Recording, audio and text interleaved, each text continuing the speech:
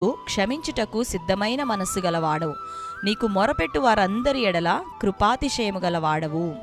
Amen. హల్లెలూయా.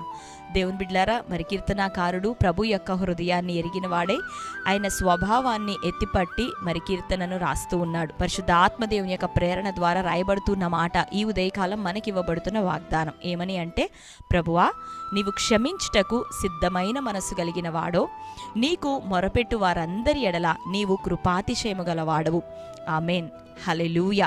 దేవుని బిడ్డలారా, మన దేవుడు ఎలాంటి వాడు అంటే, నీవు నేను మన దేవుని యొక్క స్వభావం ఏంటో, ఆయన అంతరంగం ఏంటో, ఆయన తన ప్రజలను నడిపించు విధానం ఎట్టిదో, ఒకవేళ శిక్షించినట్లయితే ఆ శిక్ష వెనుక ఉన్న మర్మం ఏంటో, ఒకవేళ ఆదరిస్తూ ఉన్నట్లయితే ఆయన ప్రేమ ఎటువంటిదో మనందరం ఎరిగిన వారమైతే క్రీస్తు యేసునందు విశ్వాస యాత్రలో మనం స్థిరులుగా నిలబడగలుగుతాం, కదలని వారముగా నిలబడగలుగుతాం.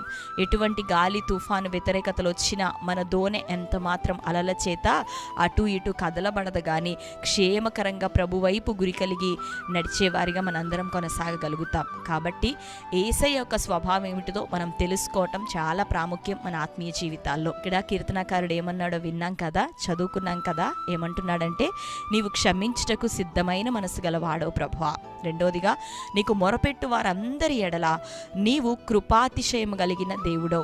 కాబట్టి దేవుని బిడ్డలారా, దేవుణ్ణి మనం సమీపిస్తున్నప్పుడు, ఆయనకు మనం మొరపెడుతూ ఉన్నప్పుడు, నిజముగా ఆయన సముఖంలో పశ్చాత్తాపముతో విరిగి నలిగిన హృదయం కలిగి ఆయన ఎద్దకు మనం వస్తూ ఉన్నప్పుడు, దేవుడు ఎలాంటి వాడంటే క్షమించుటకు సిద్ధమైన మనస్సు కలిగిన వాడు. ఆయన కఠినత్వాన్ని చూపాలని, కఠినత్వంతోనే నిత్యము ఉండాలని, నిత్యము కోపించాలని ప్రభు ఎప్పుడు అనుకోడు. కానీ